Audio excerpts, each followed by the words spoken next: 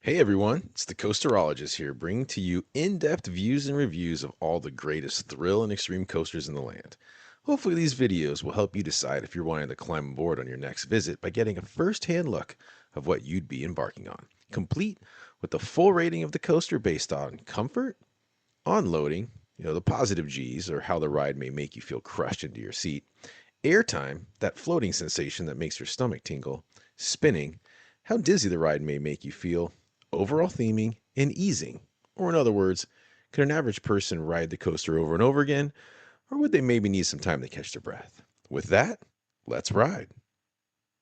Coaster number 6 is Carolina Goldrusher at Carowinds in Charlotte, North Carolina.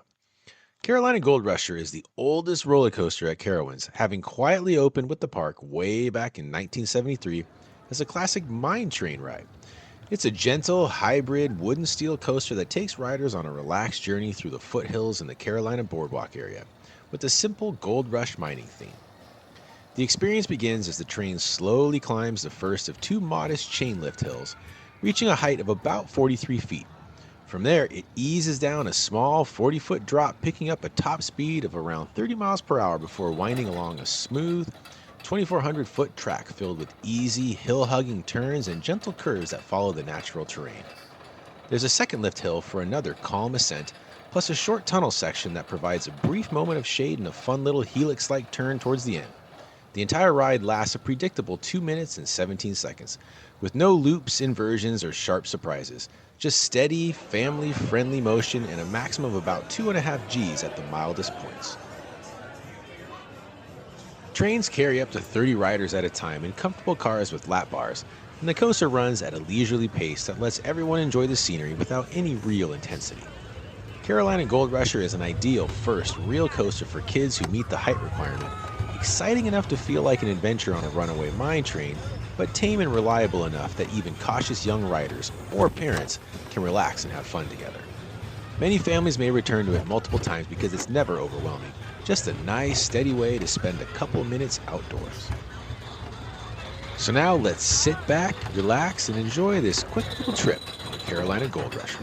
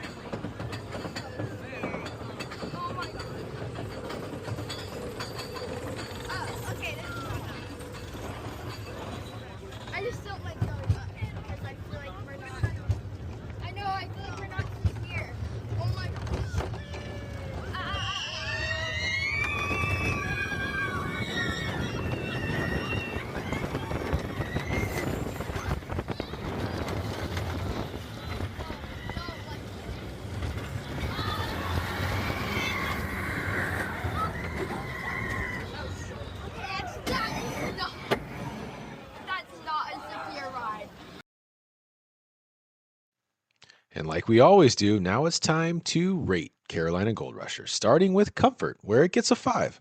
The ride is generally smooth for an older aero mine train with steel track on wooden supports. However, the trains have relatively tight seating with smaller bench-style seats with lap bars that can feel cramped for taller adults or those with longer legs. For onloading, it gets a 2. This coaster reaches a maximum of about 2.5 Gs, mostly in the bank turns and especially in the final helix section. There are mild positive forces that feel noticeable but gentle and family friendly at the same time. Nothing intense or sustained like on bigger coasters. For airtime, it gets a 1. There is virtually no airtime. The drops are modest and the layout focuses on gentle hills, winding turns, and terrain hugging elements rather than any floater moments or hill crests that lift you out of your seat. Now for spinning, we'll give it a 1. There's no spinning at all. The trains are fixed in direction on the track with no rotating cars, spinners, or wild mouse style elements, just straightforward forward motion through the layout. For theming, we'll give it a 5.